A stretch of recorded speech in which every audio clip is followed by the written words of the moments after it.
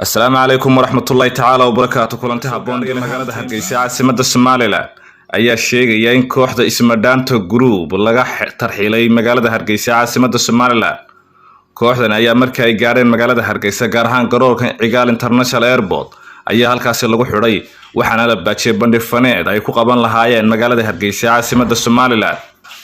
Kooxdan ayaa ah koox YouTuber kuwaas oo ka dhisan magaalada Nairobi ee xarunta waddankaasi Kenya.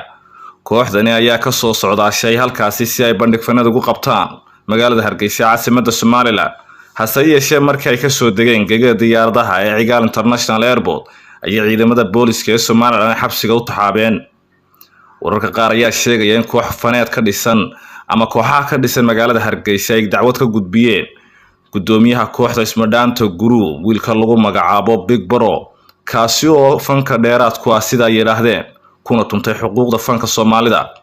haddaba daawadayaal warkii shalay aanu sii daynay ee aanu ka soo xignay magaalada Hargeysa caasimadda Somaliland ayaa waxa uu dhignaa sida tan. ilaahay waa isku dirtay wiil cod ma lihido wiil ilaahayna waa isku dirtay hebelow cod ma lihid horto ilaahayna waa isku dirtay wiil ciidamada booliska ee Somaliland ay xabsiga u taxaabeen kooxda Ismadaanto Group ee ka dhisneyd magaalada Nairobi ee xarunta waddanka Kenya. waana kooxdan oo u timi magaalada Hargeysa caasimadda Somaliland inay ku dhigaan show.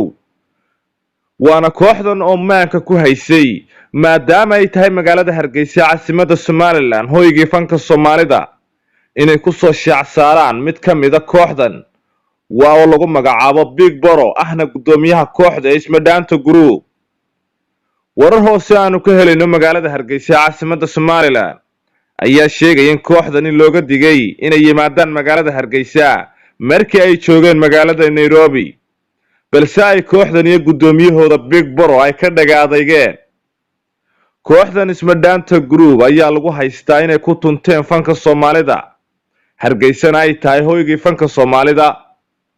munaasibna aan ahayn in kooxdani ay show ku dhigaan magaalada Hargeysa caasimadda Somaliland oo ah hoygii fanka Soomaalida kadib markii ay ka dhagaadageen kooxdani inay Hargeysa ay yimaadaan oo ay soo duuleen tigidhkana ay soo goosteen ayaa kooxaha ka dhisan magaalada Hargeysa ee Somaliland waxay amar u gudbiyeen ciidamada booliska ee Somaliland iyo u gudbiyay fiidyo ay ku duubeen xarunta waddankaasi Kenya ee magaalada Nairobi.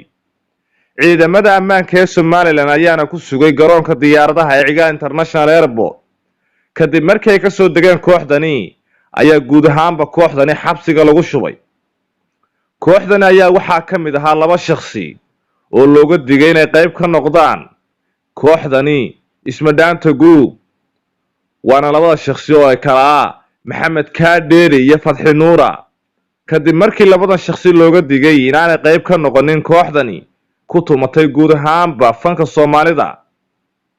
warar kale ayaa sheegaya in shakhsiga ugu weyn ee kooxdani dhulka la galay uu yahay gudoomiyahooda Big Bro oo isbuucyadan fanka sida cawska ugu tuntay. waana Big Bro oo mararka qaar isagoo qaawan ku heesay baraha bulshadana soo dhigay balse uu doonayay inuu ku soo shacbaxo hoyga fanka Soomaalida ee magaalada Hargeysa caasimadda Somaliland. haddaba daawadayaal xadhiga kooxdani iyo guud ahaanba wixii ka soo kordha waxaad kala socon doontaan wararka iyaga dambe.